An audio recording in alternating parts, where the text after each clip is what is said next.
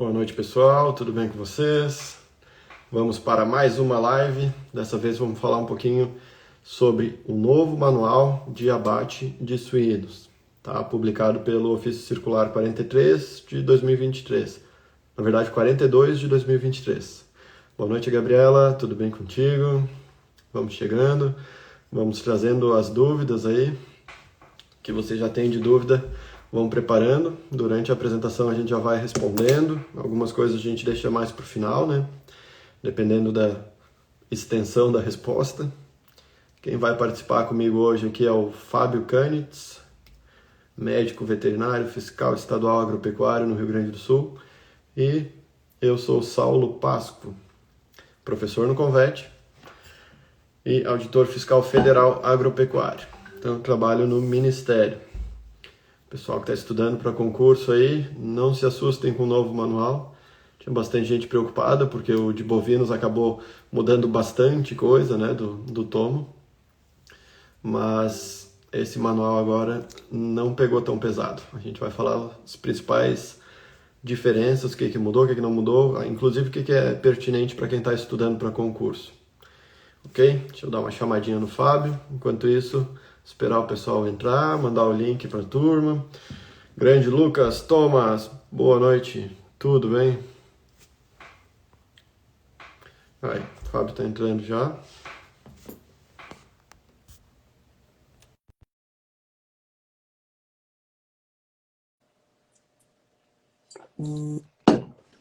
Para variar não funciona, né? O negócio de aceitar as pessoas, tem que mandar o convite. Vamos lá. Aqui, convidar. Oi, Boa Fábio. noite. Tudo bem? Como é que está? Boa noite. Tudo bem? Acho que eu vou botar o fone, né, para não dar eco. Tá dando eco aí, pessoal? Responda no chat como é que tá o som e como é que tá o áudio. Tu me escuta bem? Eu te escuto bem. Tá. Eu acho que não tá dando eco nem nada, né? Não, Dá para não ficar. tá dando eco. Tá, então fechou. Não vou botar esses fones aqui que incomodam. Então, todos bem-vindos. 54 pessoas online. Vamos aguardar mais um minutinho aí, enquanto o pessoal encaminha o link dessa live, para a gente ter mais audiência. Foi uma live praticamente surpresa, definida de última hora, né? Mas é importante para a gente manter dar uma acalmada nos concurseiros, né, que estavam preocupados, novo manual de suínos, tudo que eu decorei na 711, tudo que eu decorei do titular e agora vai mudar tudo. Não, pessoal. Fiquem tranquilos. O Fábio deu uma travadinha. Fábio? Fábio saiu. Mas tudo bem. Coloca no chat aí quem está estudando para o concurso do mapa. Quem está se preparando para o concurso do mapa e quem vai fazer o concurso da cidade. E esse conhecimento é pertinente para esses dois concursos, né? Para vários concursos, na verdade. Mas para esses dois aí, ficou ruim. Será que é o minha internet? Ou minha voz?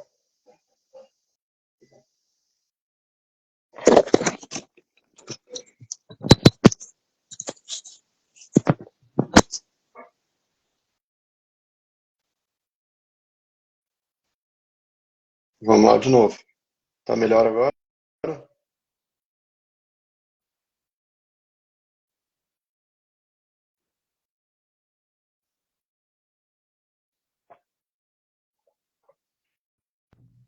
Oi, Fábio. Oi.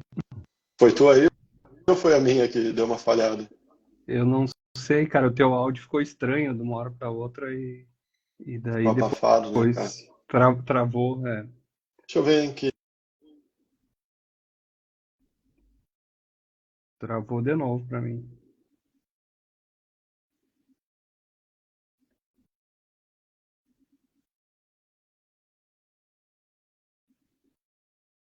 Travou para vocês também, pessoal? Foi só do Saulo ou a Não, minha que travou? eu pausei, Fábio. Eu Ah, pausei para mudar o Wi-Fi. Fui colocar o 5.8, né? Que é mais rápido. uhum. Agora estão ouvindo bem? Essas funções de Agora live sim. sempre tem no início, né? Isso. Melhorou, pessoal? Paulo travou.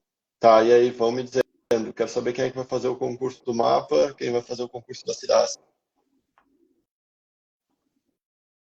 Concursos importantes aí que tem que saber expor, trás para frente, portaria 711. Tá tudo em ordem, Daiane? Qualquer coisa me avisa no WhatsApp, por favor, porque tem um delay, o chat aqui. Tô com o WhatsApp aberto. 57 pessoas entrando. Não, provavelmente não vamos ter muita audiência, já que foi um convite em cima da hora, mas vamos deixar gravado. Ó, a Gabi estudando para o mapa. Excelente. Gabi, fica tranquila. Esse manual de suínos não pegou tão pesado que nem o de bovinos. Tiveram mudanças substanciais, né? A gente já fez uma live sobre isso. Mais mapa. Excelente, os dois. Boa. Eduarda. Ah, não.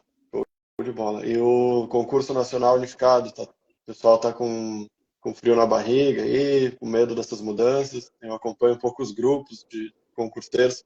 Tem bastante gente preocupada, né? Pessoal, fiquem tranquilos, tá? Não é nenhum bicho de sete cabeças. Inclusive, depois dessa live, a gente vai publicar algumas novidades do Convet e a gente vai mostrar para vocês. Vamos fazer como é que é? Desse limão uma limonada, Fábio?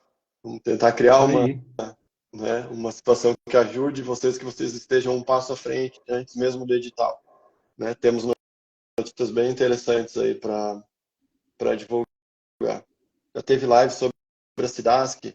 Podemos marcar uma, né, Fábio? Essa é bem, inclusive, convidar. A gente tem aluno da Cidasc que está estudando para o mapa. A gente pode convidar eles para fazer uma live e falar sobre o trabalho lá. Acho bem válido. Boa ideia, Lucas.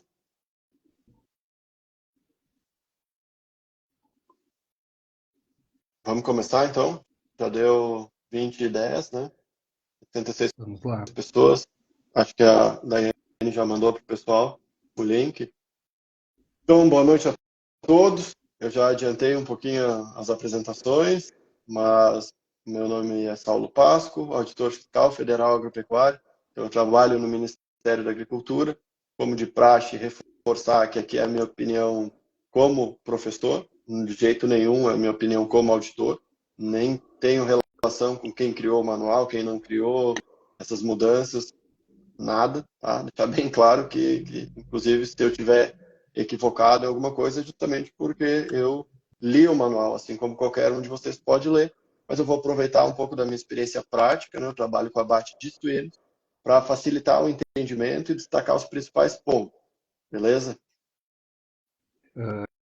Tu E quem é, eu, para Fábio? quem não me conhece, eu sou o Fábio, sou amigo do Saulo e parceiro dele no Convet.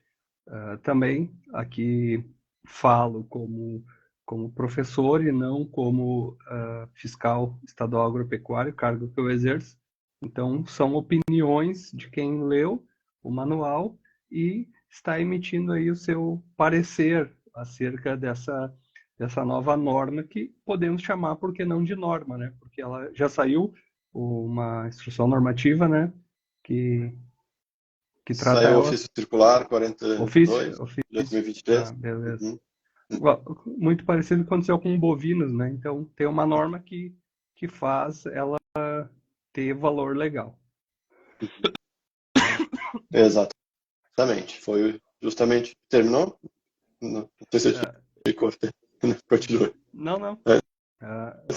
Acho que é isso, né? Inicialmente, recebi muitas perguntas essa semana sobre esse manual. A principal delas era quem está estudando para concurso, né? Uhum.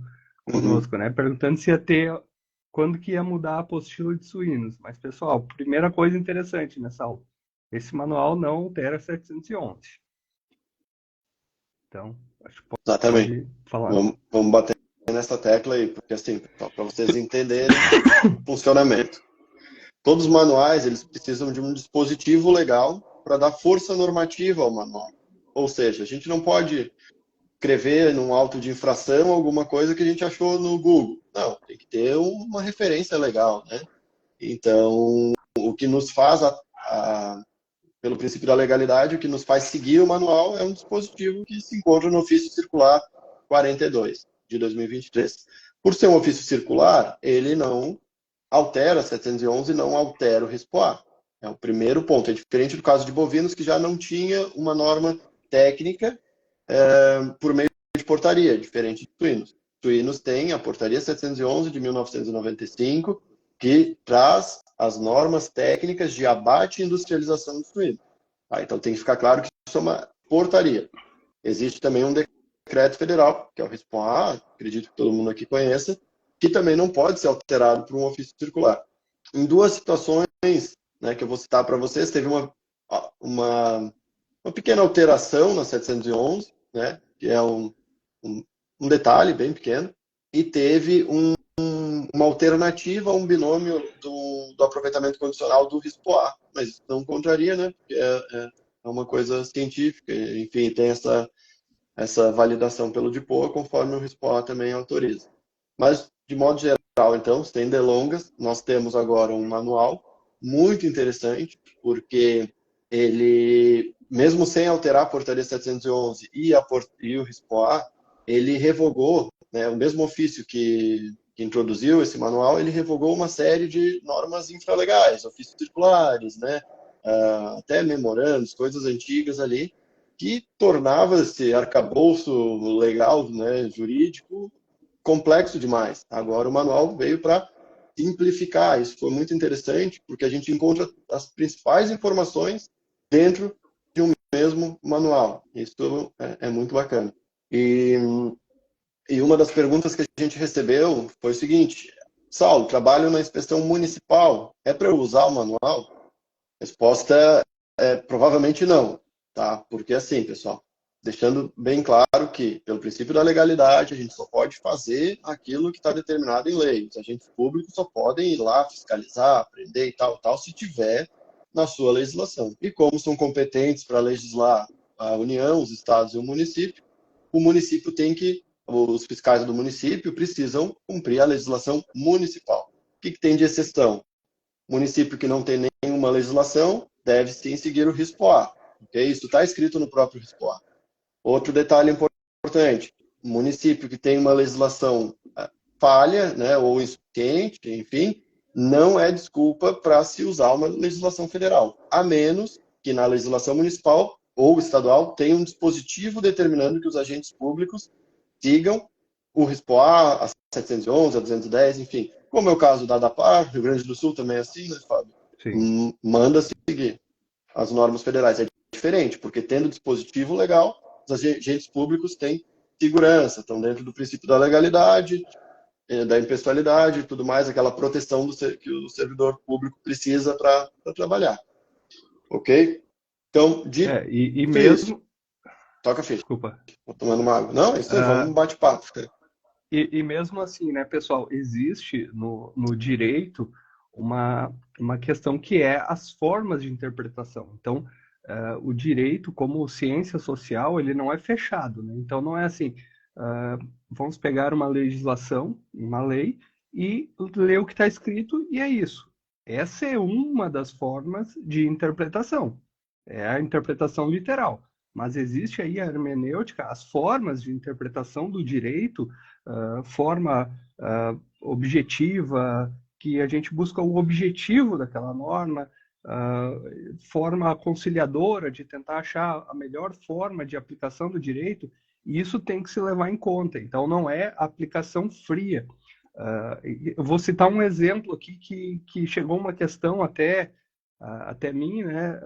Por exemplo, assim, o Rio Grande do Sul, ele lá no seu decreto de inspeção, que regulamenta a inspeção do Rio Grande do Sul, ele fala que a inspeção ante e pós-mortem, ela deve seguir o RISPOA.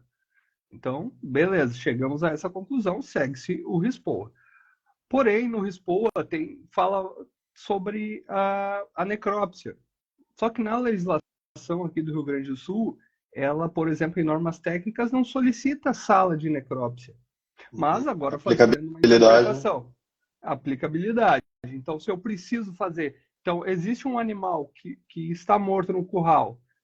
eu preciso fazer a necrópsia para poder liberar aquele lote, eu preciso de uma sala de necrópsia. Então, pela interpretação da norma, se eu preciso fazer necrópsia, se fazem uma sala de necrópsia até para não inferir aí outras legislações como ambiental ou outras questões legais, né?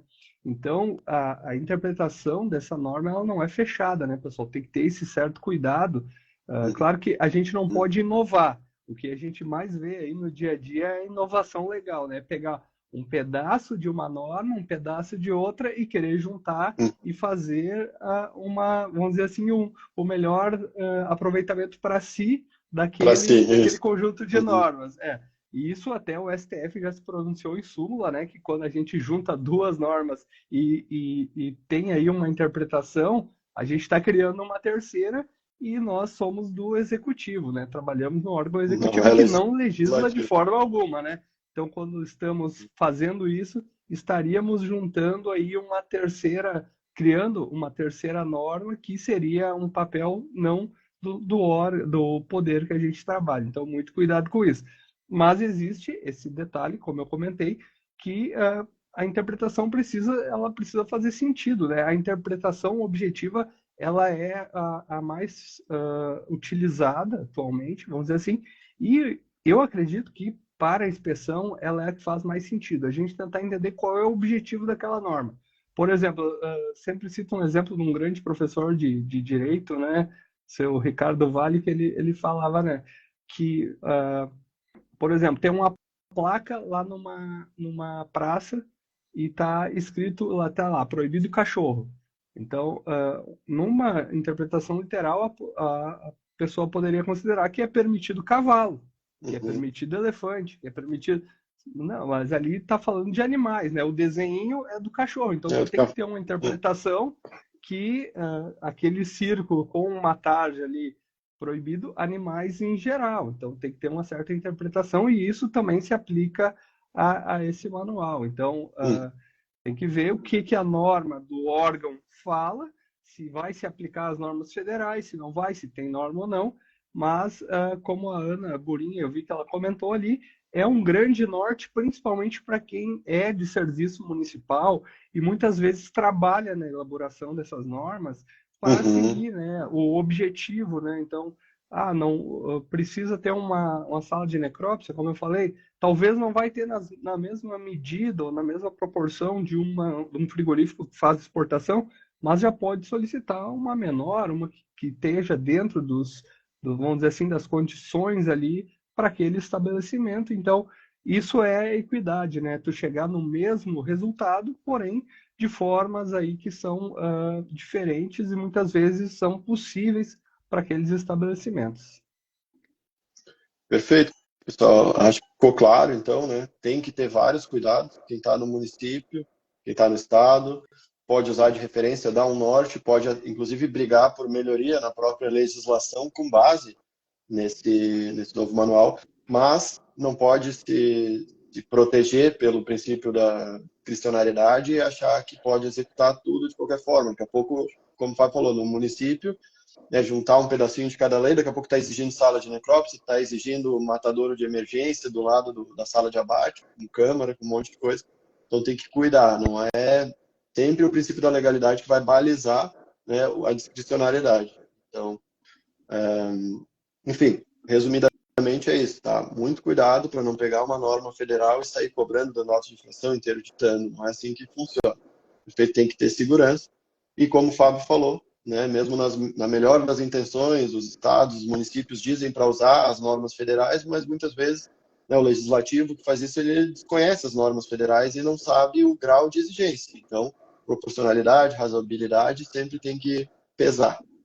Ok? Ficando claro isso, pessoal. Então, basicamente, para quem está preocupado pela questão do concurso, 711 continua igual, RISPO-A continua igual. Então, o que mais cai em concurso são essas duas normas principais, que é uma portaria e um decreto. As normas infralegais raramente caem, né? Então, norma interna 1, que determina como é que é a verificação oficial dos elementos de controle, a 2, de análise de risco, todas essas normas inferiores caem com muito menos frequência e a maioria não cai. Até porque elas são mais flexíveis, mudam com mais frequência e tudo mais, tá? Então, para vocês fiquem tranquilos, mas lembrando que tanto o manual de bovinos quanto esse de suínos, eles são tão bem escritos que eles têm diversos trechos concursáveis. Então, nada impede que eles apareçam nos editais de concurso e aí vocês que lutem, né? Aí tem que dar uma boa lida, decorar mesmo, ler várias vezes, fazer questão, praticar, tá? Porque tem muito dispositivo ali que pode se tornar boa questão de concurso. Né? O Fábio, na apresentação dele, ele comentou essa questão para ficar ligado. É uma coisa que a gente, nas nossas apostilas, né, a 711 continua válida, a gente vai trazer as informações complementares que tem no manual. Perfeito? Mas ele revogou uma série, como eu disse, de ofícios circulares e outros instrutivos de trabalho, né, instruções de serviço, digamos assim. Bom, dito isso, eu vou pontuar cada item, os principais itens que mudaram, e depois a gente conversa um pouquinho sobre cada um desses itens. Tá? Começando pelo antemortem, né? Para seguir a ordem do abate. Como vocês sabem, a maioria de vocês sabe, né, nos serviços de inspeção federal, agora o responsável por acompanhar o descarregamento dos animais e a segregação dos animais, ou seja, destinar para a pocilga de sequestro e para a pocilga de matança, agora essa responsabilidade é da indústria, dos colaboradores dos estabelecimentos de abate, ok? Mas a gente já vinha deixando com que eles fizessem isso, né, a responsabilidade deles, mas não tinha nenhum respaldo legal dizendo quem que é para fazer isso. Pode ser aleatório, qualquer funcionário da empresa ir lá, pega o pessoal que trabalha na pocilga, fica qualquer um ali olhando. Antes não tinha nada definido. O que que tem que anotar? Tem que ter uma planilha? Como é que é o registro? E agora no manual isso está claro, né? Tem que ter informações essenciais que o manual traz como essenciais. Por exemplo, horário de chegada dos animais, número de GTA, discrepância entre os manuais, uma coisa muito importante, que antes, inclusive, eu não exigia, os motivos de segregação. Na prática, a empresa, por ainda não dominar muito bem, segregava muita coisa e a gente tem que depois ir liberando vários animais. Né? Segregava por quê? A mais, na minha opinião. Né? Como eu falei, a opinião do Saulo, não do auditor Saulo, Saulo professor. Na minha opinião, segregava a mais, porque quando a gente tinha que tirar um um suíno da pocilga, dava um baita transtorno, porque às vezes eles já estão todos deitados, confortáveis ali, aguardando abate, daí a gente vai lá e acha uma caldofagia, ou uma hérnia, tira dali, bagunça, gritaria, suíno se atropelando, estresse de funcionário, de todo mundo. Então, na dúvida, risquinho no rabo, né, mesmo ali cicatrizado ou muito recente, a ponto de não ter dado uma septicemia, coisa superficial mesmo assim segregado. Tá? Então agora, as delimitações, por exemplo, uma hérnia do tamanho de uma bola de tênis, nós segregaremos. Menor que isso, vamos palpar e ver se está encarcerado. Enfim, todas essas avaliações vão ter que estar no manual. Isso é muito interessante, vai trazer uma padronização muito bacana aí para o serviço. Ok? Informações industriais, horário, tem toda a lista lá. Tá? Outra alteração, também achei bem interessante, os animais que chegam mortos no transporte. Esses animais, como o descarregamento não é com a gente, o que acontecia? Às vezes ficavam acumulados, né? Tirava de um caminhão, daí não tinha funcionário, descia de outro caminhão e corria-se o risco de misturar lotes. Assim como chegavam na necrópsia e abriam vários animais, botavam várias vísceras, a gente ia perguntar que víscera era de qual animal e ficava naquela, acho que isso é desse, tem que perguntar para quem abriu, que não sei o quê. Agora não tem mais isso. Animal mesmo morto vai ser marcado, tá? Tatuagem nos animais que chegam mortos. Do ponto de vista de rastreabilidade, segurança, né, das garantias que a gente precisa dar aí para os mercados importadores, para os consumidores, isso daí também vejo com bons olhos. O que mais? Como eu disse, a partir de agora, né, na verdade tem um mês para entrar em vigor, eu não lembro, depois eu confirmo, né, quando que foi publicada, o Ofício Circular 42 de 2023, mas assim, agora o responsável pelo descarregamento, ele tem que ser identificado pela empresa e citado e apresentado ao CIF, ok? Acabou isso de aleatoriedade, de rotatividade, tem que ser uma coisa mais concreta e esse responsável tem que assinar para a gente fazer a verificação documental. Esse realmente é ele que está fazendo isso. Importante, porque muda muito, né, pessoal? Às vezes não tá, ou precisa fazer uma função, eles botam outra pessoa. Um detalhe interessante, tá? Como você sabe, existe a GTA, Guia de Trânsito Animal. Cada carga tem a sua GTA, porque ela deve acompanhar o trânsito. Tá ouvindo bem? Deu uma Tô. espalhada aqui no meu fone. Tá. Esse documento, ele é de trânsito individual por carga. Então, o que que acontecia? Existem praticamente três conceitos principais de lote, né? O lote lá da propriedade, o lote de abate e o lote do produto. O lote, muitas vezes os animais saíam da mesma granja, então eles eram com a mesma finalidade, por exemplo, terminação, tinham sido alojados no mesmo dia, então tinham a mesma idade, receberam os mesmos medicamentos, as mesmas vacinas, então eles têm as características de um lote da propriedade. Mas como saíam vários caminhões, em alguns lugares exigia-se que cada chegada de caminhão fosse um lote de abate. Então chegava três GTAs, três lotes de abate. Agora não tem mais isso. O que importa é a unidade epidemiológica. Saiu do mesmo lugar, do mesmo lote da propriedade, estava alojado junto, esses animais, com as mesmas características que eu falei, eles podem sim compor o mesmo lote no abate, inclusive podem ser misturados na pocilga. Isso é otimizar espaço em pocilga, né? Muitas vezes sobrava ali 20 animais de uma carga de 100, que veio separado, daí ficava numa pocilga sozinho, ocupando o lugar de 100, de outros 100 animais. Enfim, não tem problema sanitário algum no meu ponto de vista. O que mais? Plano de abate com ordem dos lotes. Outra coisa, o plano de abate que eles nos entregavam, né, pelo menos um dia antes, junto com um boletim sanitário, com um guia de trânsito, para a gente fazer a conferência documental no exame antemortem, esse documento ele não era padronizado. Então, as informações dele variavam de empresa para empresa. Quanto menos padronização, pessoal, é ruim para todo mundo.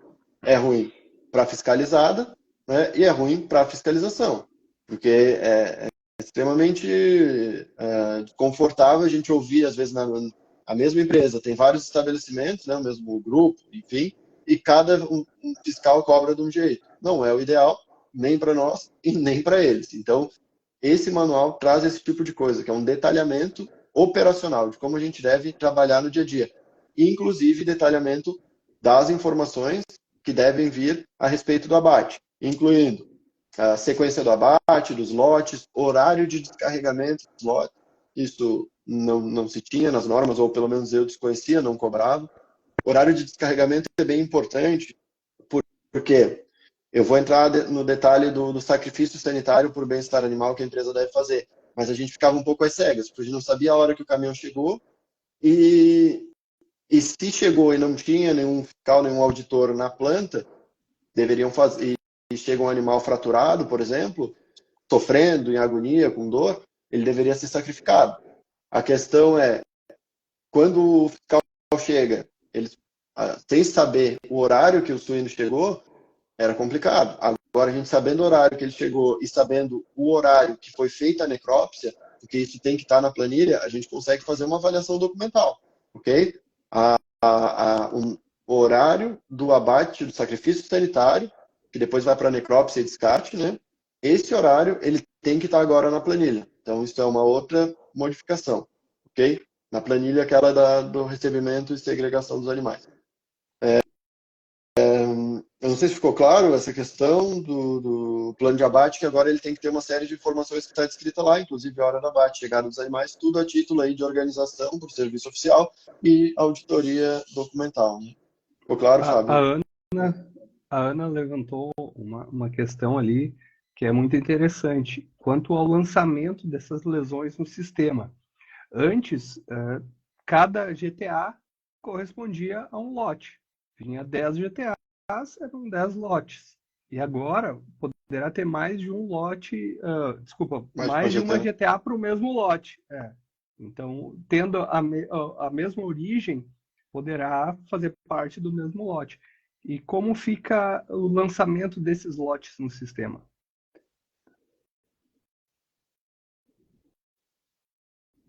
Quer uma pergunta? É Tá uma, valendo o comentário. é uma pergunta. Então, tendo vários GTAs para formar um lote, e tem as Uhum. lesões ali, as condenações, como que o CIF lança isso tendo GTAs diferentes e não corresponderão ao mesmo lote? Terá uma alteração de sistema, provavelmente? Eu acho que o sistema ele mudou recentemente. Eu não sei como é que Uhum. ficaria agora, se vai ser por lote ou o que que muda, mas eu acredito que possa ser por lote. Então pode. Realmente é uma coisa de se pensar. Não sei a Para aves resposta. já era assim, né? Para aves já era assim, era pela Não unidade tava no. epidemiológica, né? Uhum, É, um lote poderia ser formado por mais de uma GTA. uhum. Respondendo a pergunta ali do Rafael, quem que faz a necrópsia? Nesse caso do abate, sempre tem uma necrópsia que a gente chama, né, de necrópsia oficial, que é uma necrópsia para descartar risco para a saúde animal. Tá baixando minha tela aqui. Essa necrópsia ela é oficial, mas ela é diferente porque a empresa pode fazer necrópsias para diagnóstico. Não tem problema. Por exemplo, eu quero saber a causa da morte dos meus suínos aqui. Tentar arrumar esse celular. Eu quero saber a causa mortis aqui do. Melhorou, né? Quero saber a causa mortis. Eles podem, porque a nossa necrópsia ela só vai ter coleta de amostra se a gente suspeitar de infectos contagiosos, de notificação obrigatória, que gera emergência sanitária, né? Que estão descritas na IN50, que tem geralmente são as síndromes que a gente vai olhar, síndrome hemorrágica, síndrome vesicular, síndrome neurológica, para enquadrar em algum dos casos de suspeita, e a gente vai acionar a OESA, que vai lá verificar. Então, a gente só vai coletar e fazer tudo isso se a gente suspeitar dessas doenças. E, na prática, então, a nossa necrópsia é bem mais simples do que uma necrópsia para chegar no diagnóstico, que vai mandar para histopatológico, para bacteriológico, enfim, para exame microbiológico. Então, a necrópsia oficial sempre vai ser feita pelo médico veterinário oficial, né? Tendo auditor ou sendo MVT, tá? Um, lança um GTA por lote. Tem que ver se vão mudar então, porque agora pode mais de um GTA para formar o mesmo lote. Eles andaram mexendo no sistema, eu não sei se eles já botaram essa como tem 30 dias para a gente fazer as modificações, eu ainda não fui atrás dessa questão. É uma boa pergunta. Tá. Então, só para reforçar, chegou no estabelecimento, num horário noturno, que não tem auditor na planta. Chegaram animais que precisam de um abate de emergência imediato. Por exemplo, uma fratura que o animal está com dor, uma fratura exposta, uma fratura que, enfim, o animal está em sofrência, né? Está em sofrimento. Tem que ser abreviado o sofrimento do animal, tem que ser na hora sacrificado. Tá, mas se não tem o auditor para ver se pode aproveitar esse animal para consumo, né, para, digamos, habilitar para o consumo esse animal ele tem que ser sacrificado e aberto na sala de necrópsia para aguardar quando o auditor chegar, ou o veterinário, fala auditor por costume, né, ou o veterinário oficial, o auditor ou veterinário oficial vai chegar lá e vai fazer a necrópsia, vai cartar ou não, né, o risco para a saúde animal e beleza, depois libera o lote para abate. Enquanto não tiver o resultado da necrópsia, não tem abate do lote, né? Está no RISPOR também. E esse sacrifício tem que gerar registros auditáveis. Como a gente não está lá, tudo que é feito e não é registrado, a gente desconsidera. Tá? Então, se não tiver método bem definido de registro, a gente desconsidera. E agora esse manual deixa claro que tem que gerar registros auditáveis quando for feito esse sacrifício. Sacrifício por bem-estar animal, né? Não é sacrifício sanitário. Perfeito? De antemortem é isso aí? Alguém ficou com alguma dúvida? Acho que a questão do sexo dos animais, não sei se tu vai falar mais para frente também, né? Não, Ficou bem não claro precisa ali. mais. Uhum. Já não é, na prática, a emissão da GTA já se colocava geralmente 50%, né? Um Então padrão. já era um negócio assim que não, na prática não se É, fazia. Agora está bem detalhado que não precisa mesmo, né? Antes, vamos dizer assim, para defesa agropecuária, já era bem definido lá no manual de emissão de GTAs, já tinha que na prática se colocava 50% para cada e poderia se fazer dessa forma caso não tivesse o controle. Agora está bem definido que para inspeção também não é um problema a questão do sexo dos animais. Então pode chegar lote com só macho e ter ali macho e fêmea, então não é mais um problema, né? Como tem CIF que abate muito imunocastrado, aí vinha macho e eles botavam macho lá, mas na prática, pô, lote, o risco sanitário é o mesmo, né? Então é uma Sim. burocracia a menos, quanto menos essas coisas aí, melhor, né? Uma pergunta muito boa, né? O manual está de acordo com o RISPOA e a 711, se cobrado em concurso, leva-se em consideração as legislações ou o manual? Se for uma banca boa, vai botar no enunciado, né, qual que é a referência, né? Considerando a portaria 711 de 1995, responda as questões abaixo. É o sonho, né, de todo mundo que trabalha com concurso e de todo concurseiro. Tá? Na prática, o manual, ele está de acordo com o RISPOA, está de acordo com a 711, tem dois detalhes, né, uma alternativa e uma pequena mudança, mas é pouca coisa, eu vou citar mais para frente, a gente vai falar bastante sobre isso, mas de modo geral, 711, eu já estou lendo, já li várias vezes, abandono, posso queimar? Não, pessoal, não, 711 segue válida, medidas, toda aquela parte lá segue válida, é uma norma técnica, uma portaria, e ela está válida. O manual é um ofício circular, o 42 de 2023, que manda a gente seguir o manual, ok? O manual ele é basicamente a parte de instrução de serviço, como a fiscalização deve agir no dia a dia, ok? E o que cobrar e como é que padroniza isso tudo. Se a gente considera que o manual é um documento bem concursável, tanto o de bovinos quanto o de suínos, então pode estar presente sim em editais. Se tiver presente, tem que ler todo ele, não tem como escapar, né? Deixa eu ver quantas páginas ele tem, mas não é dos maiores também, né? Ih, tranquilinho, tem.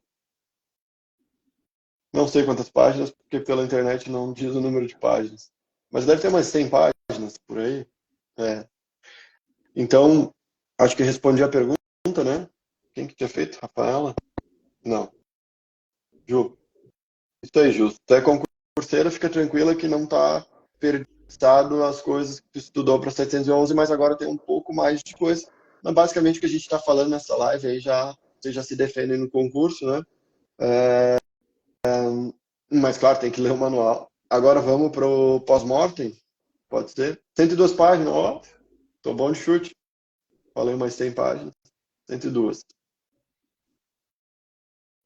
Pós-mortem, primeira coisa, relativamente, não dá para chamar de polêmica, né? Mas alguns colegas estranharam, mas tá escrito que a gente deve estimular o uso do registro digital, né? Do preenchimento digital das planilhas de inspeção pós-mortem, ou seja, computador no DIF ou tablet no DIF, né? Vantagens: a planilha atual, a versão nova da planilha, ela tem vários preenchimentos automáticos, então agiliza, tá? É uma planilha que já simplificou muito, vai reduzir nem sei, às vezes tinha 10 páginas que a gente preenchia lá no DIF, né? Falando da planilha do DIF. Agora vai dar basicamente uma página só. Ele simplificou demais, assim, né? Então é um ponto bem positivo, tá? E no início, claro, sempre tem um paradigma ser quebrado, né? O pessoal acostumado com uma coisa, daí olha coisa diferente, acha que é um bicho de sete cabeças, mas pegando a prática ali, vê que vale a pena porque simplifica e mantém, né, os registros nosográficos de importância, né? E, então, tem esse estímulo, né, essa orientação para a gente estimular o uso, não é obrigatoriedade. Como eu falei, é um circular, tem que cuidar muito, né? Ele não impõe aí uma obrigação para fiscalizado, né? Mas a gente deve, então, incentivar o preenchimento digital. Além da planilha ter simplificado e do preenchimento automático, as somas são automáticas e tal, essa planilha, que é a versão que tem o link no próprio manual. Além disso, reduz erros, né? Erro humano. Quem está riscando, às vezes, bota, sei lá, na linha errada, bota com a letra muito feia, se confunde. Isso aí acaba reduzindo os erros, ok? Outra coisa, mudou o RISPO? Não mudou, pessoal, mas trouxe uma alternativa para o binômio de tempo e temperatura do aproveitamento condicional pelo uso do calor, cozimento. Antes 76,6 graus por 30 minutos. Esse era o binômio tempo-temperatura utilizado para o cozimento. Tem uma alternativa introduzida pelo manual, que é de usar a 72 graus pelos mesmos 30 minutos. Ou seja, diminuiu, a exigência ficou menos restrito. Eu acredito que tecnologicamente, a Rihanna pode ajudar, né? Para produto cárneo, tinha muita ruptura de envoltório artificial por causa da temperatura, muita perda, né? E pelos estudos, o principal risco, né, que são as micobacteriosas, principalmente o MAC, que é o Mycobacterium avium complex, né? Inclusive, esse MAC, ele é considerado um indicador biológico caso a empresa queira utilizar outro binômio de tempo e temperatura. Por exemplo, tem um manual de inovação tecnológica e tudo mais, manda lá para o DIPO. Ah, pessoal, eu tenho um produto assim, assim, assado e a temperatura que eu consigo usar é 70 graus a 45 minutos. Pode ou não pode? Depende, tem que ter validação, tem que mandar uma série de documentos, testes, e o manual agora diz qual que é o indicador para o aproveitamento condicional pelo uso do calor, cozimento. Então, é o próprio MAC, Mycobacterium avium complex. Ok? Alternativa, Abacus, mudança no Abacus. Vamos fazer uma breve retrospectiva dos Abacus. Abacus da portaria 711, quem tem acesso aos anexos da portaria viu aqueles Abacus, são esquisitos. Tem uma série de parasitoses, macracantorricose, tem uma série de coisas que em 95 devia ser bem pertinente, né? Atualmente ficava com teia de aranha porque não usávamos. Tô brincando, não pode ter teia de aranha no abate. Mas tinha que é as bolinhas do ábaco ficavam grudadas. Quem não sabe o que é o ábaco, é o marcador das doenças. Então o pessoal vai empurrando, cada um tinha unidade e dezena, ia marcando, ok? E depois a gente anotava e lançava no sistema esses achados. Ok. Os ábacos de 95 duraram muitos anos, duraram até 2021, se eu não me engano. Então, são muitos anos. 26 anos, tá certo? 2021. Tu que é o cara da matemática. É isso 26 aí. anos.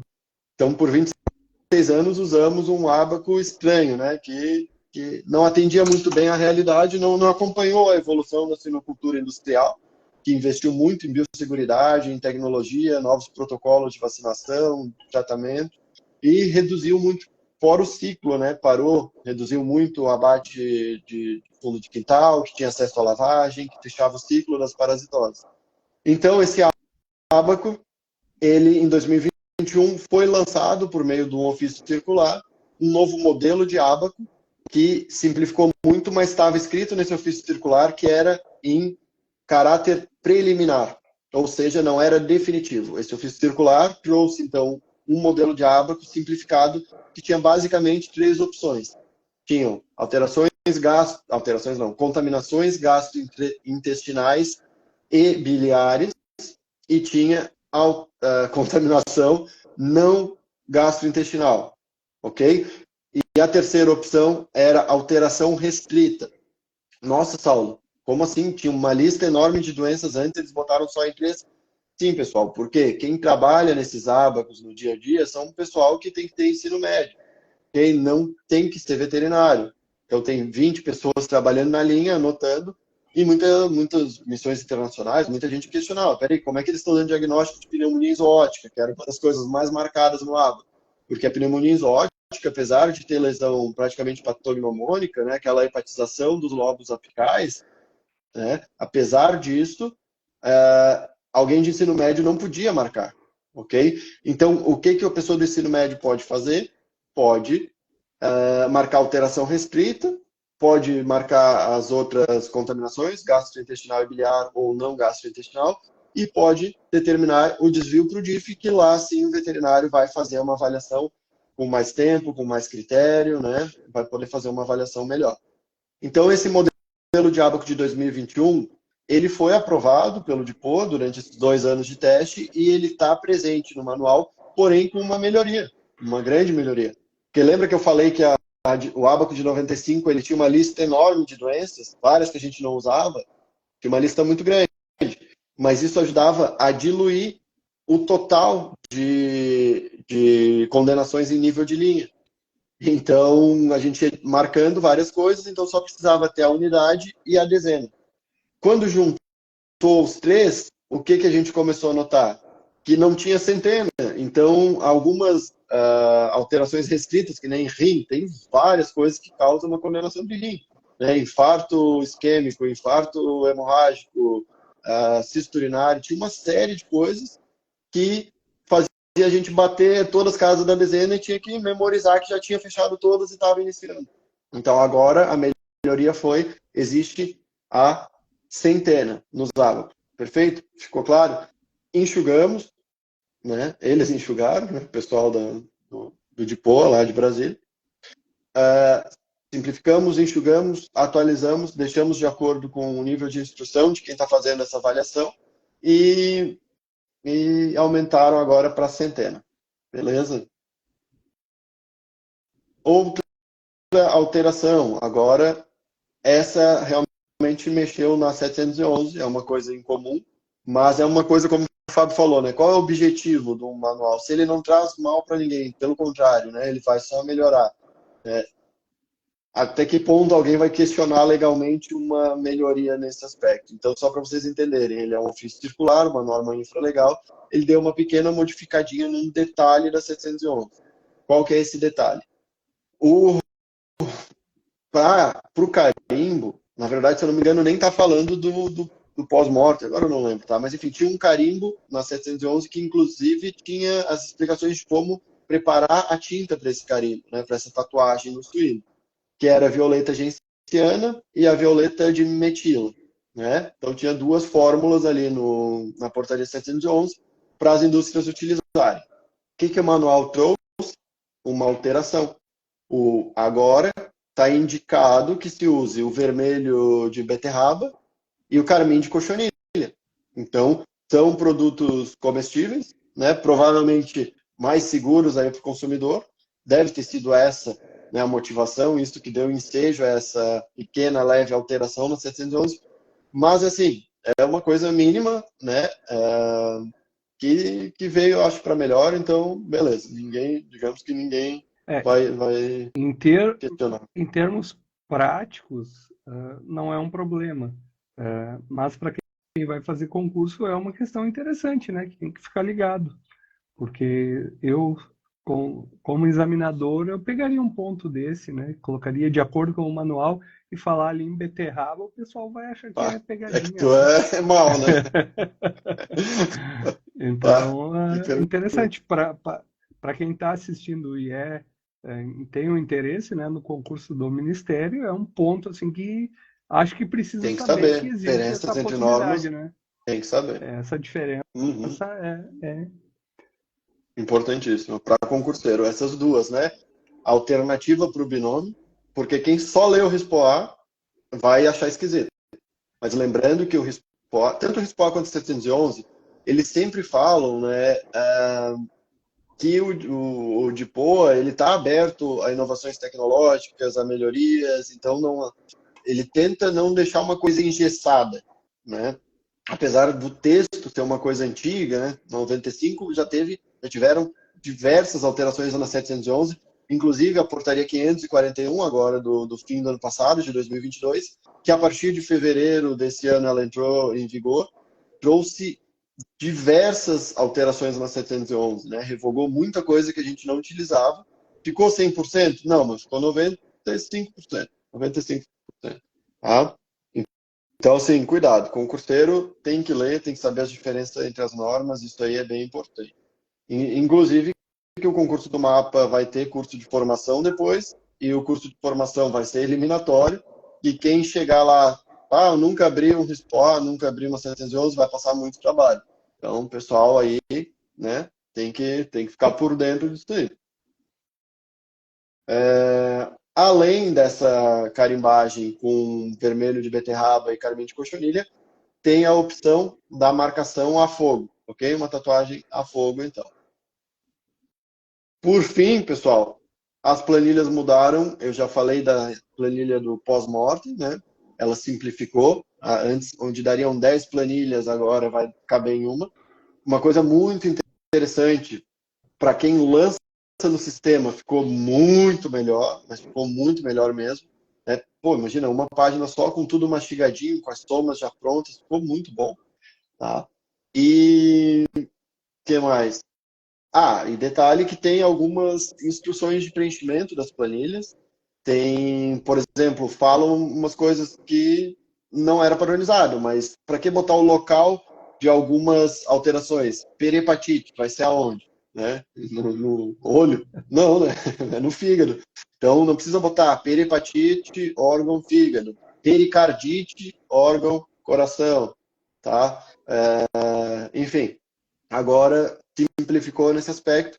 E outra coisa, nomenclatura padronizada. O mapa tem tabelas de nomenclatura que são exatamente os termos que vão ser utilizados no sistema quando os colaboradores vão lançar, ok? Então isso é bom, isso é importante, isso é padronização. O que eu tinha para falar dos principais pontos são esses.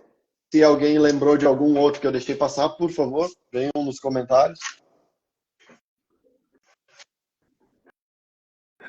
Enquanto falam nos comentários aí os pontos, como tu falaste muito bem, né? Dá a entender que incentiva o uso de planilhas eletrônicas. E isso a gente já viu É o lá no futuro. RISPOA. Uhum. Porém, eu levanto uma questão para todos, né? Polêmica.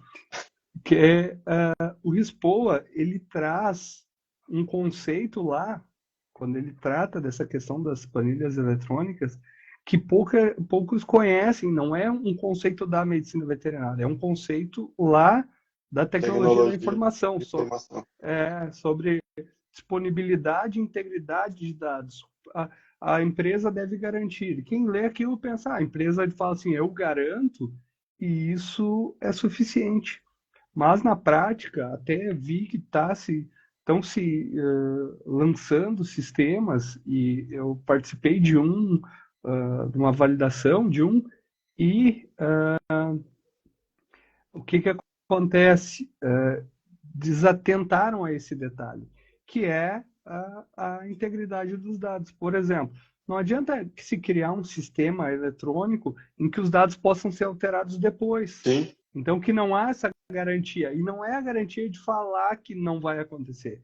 Tem que provar, por meio de auditoria de dados, que não vai Validar. acontecer. Uhum. Um exemplo bem comum, assim, onde se tem essa integridade de dados, é no sistema de nota fiscal. Quando uma empresa emite uma nota fiscal, quando ela salva no servidor dela o dado que foi emitido uma nota fiscal, no mesmo momento, um dado é enviado para a Receita, com o mesmo dado é salvado no servidor da Receita. Então, se a Pronto. empresa ela alterar o dado ali no servidor dela, não vai bater com o que foi enviado lá para, vamos dizer, no relatório final. Porque a grande vantagem de ter um sistema eletrônico para salvar planilhas, tanto para PACs quanto para oficiais, é a emissão de relatórios a qualquer momento com muita facilidade. Eu quero saber quantos suínos foram condenados por erisipela.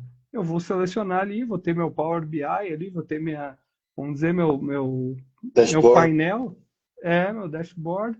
Então, vou só selecionar o que eu quero e vai aparecer os dados e vou poder tomar decisões, né? Então, o que mais tem se condenado aqui nesse frigorífico é a linha X. A linha lá da inspeção da papada. Eu vou treinar melhor o pessoal lá, verificar o que está acontecendo, se é o caso de condenação mesmo, ou o pessoal está com o olho calibrado de forma errada, então vou poder tomar decisões. Mas isso é de se atentar. Eu entendo que não é assim a empresa chegar com um sistema qualquer, implantar, e isso é um sistema eletrônico e está valendo. Ele precisa Não. ser validado, tem que ter muito cuidado com isso, porque as auditorias vão pegar, né? Uhum. Então vai chegar lá, a empresa ela lança a não conformidade, a fiscalização está fazendo verificação dos programas de autocontrole, naquele momento ela olha, está correto, não conformidade, foi anotado, mas, por exemplo, ela pode alterar depois e para um relatório não vai aparecer a não conformidade. Então, ela Uhum. pode excluir. Então, esse detalhe precisa ser verificado aí pelos serviços de inspeções e acho que até a nível de DPOA, né, que precisam Isso. ficar ligados Tem que a esses ter detalhes aí. Eu já aprovação. vi, tem que ter aprovação desses sistemas. Isso vai bem ao encontro, né, da proposta da lei do autocontrole, né? A gente precisa, como órgão fiscalizador, de dados invioláveis e dados fidedignos, dados, né, tempestivos, né, gerados no momento lá da avaliação. Então, esses dados têm que ser, eles não podem ser alterados depois, como o Fábio explicou muito bem. Isso vai trazer muita segurança para todo mundo, né? Para a empresa, para nós, para os mercados consumidores do Brasil, né? Inclusive o mercado interno. Então, é um sistema robusto, provavelmente nesse sentido, que o Ministério está desenvolvendo para a questão do autocontrole, né? As empresas vão ter um contrapartidas para participar desse projeto do autocontrole, né? Uma série de benefícios, digamos assim, né? Desburocratização, agilidade em alguns processos, em troca de participar disso, investir nesses sistemas, e isso vai reduzir o papel, vai reduzir aquilo do auditor chegar na planta e não saber quais são os problemas da planta, onde é que tem dado mais contaminação, onde é que não está, quais análises foram feitas, né? A gente não sabe, hoje em dia, se mandar 10 amostras e uma só der positiva, mas tu apresentar essa uma positiva para fiscalização, a gente não tem como saber das outras 9. E o programa do autocontrole vem justamente aí para, não, cada amostra, cada coisa, mandou para o laboratório, vai para o sistema, e a gente sabe, ok? Então é uma coisa bem benéfica, né? Vai acabar com aquilo de chegar na indústria, né? Pensando mais nos periódicos, né? Chega na indústria e, eu preciso de um documento tal, sorteia lá uma data, eu quero ver um documento. Daí sai para procurar, leva meia hora e volta.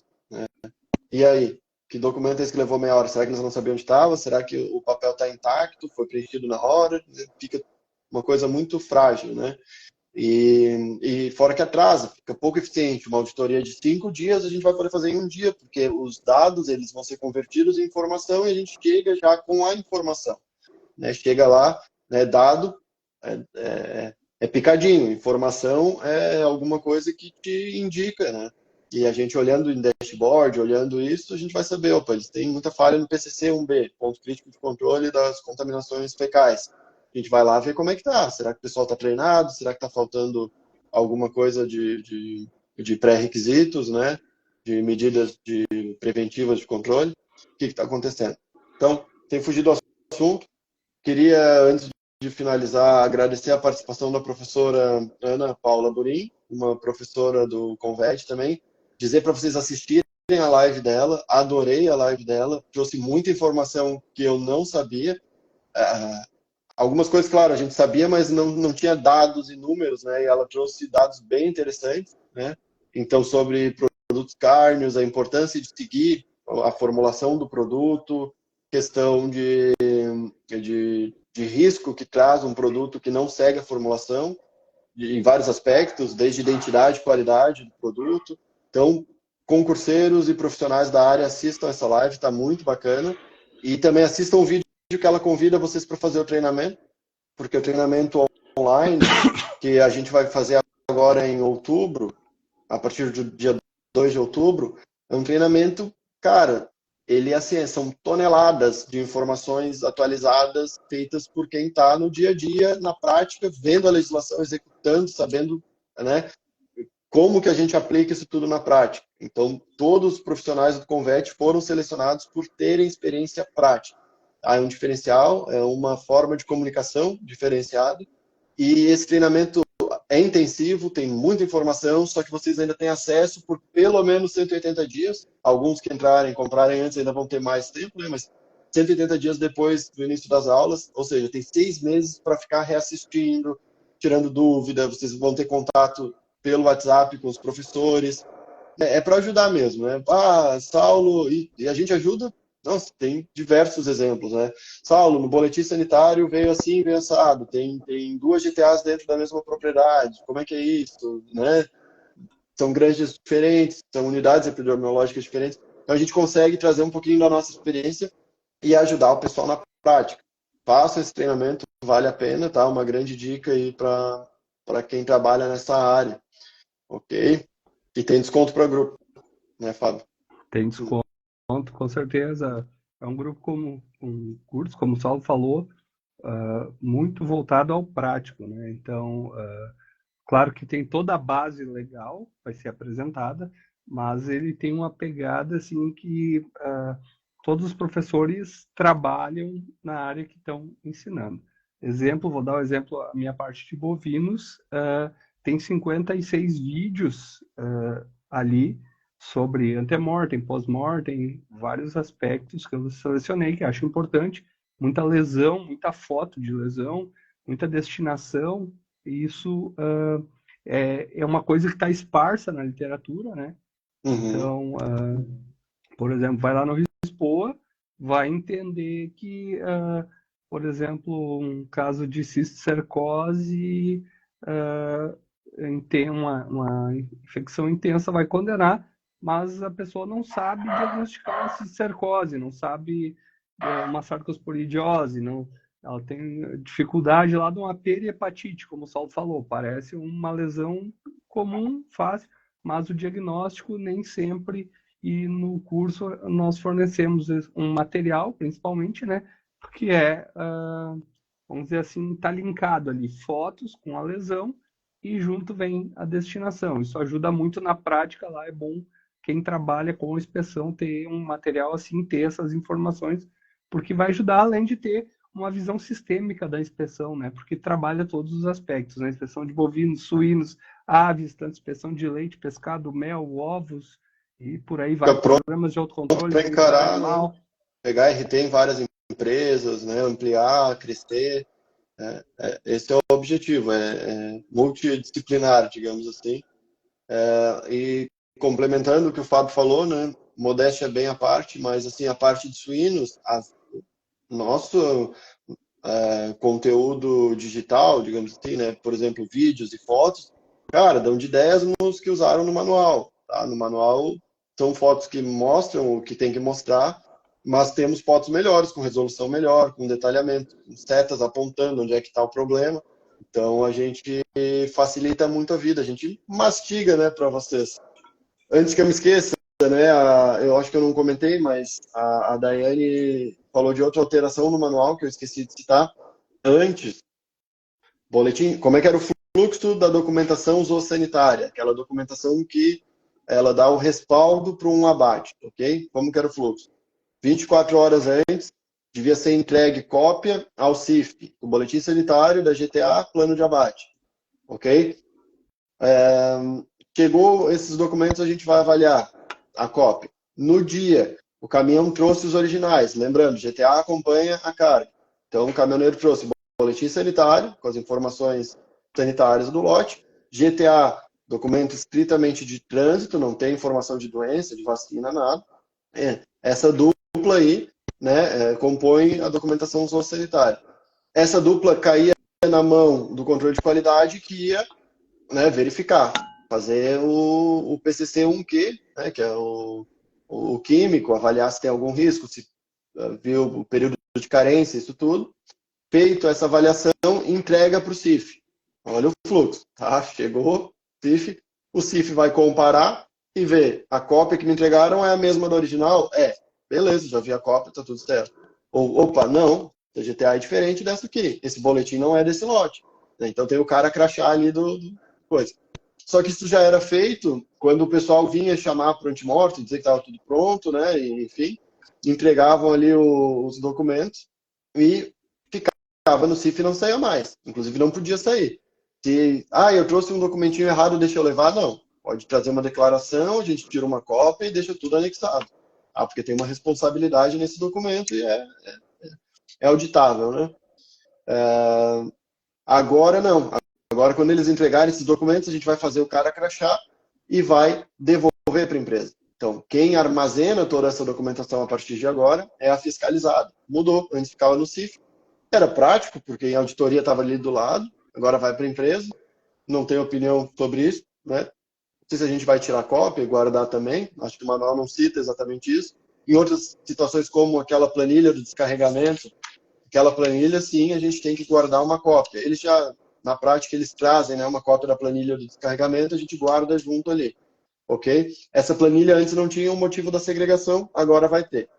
Motivo da segregação dos animais que vão lá para a possível de sequestro para nos esperar.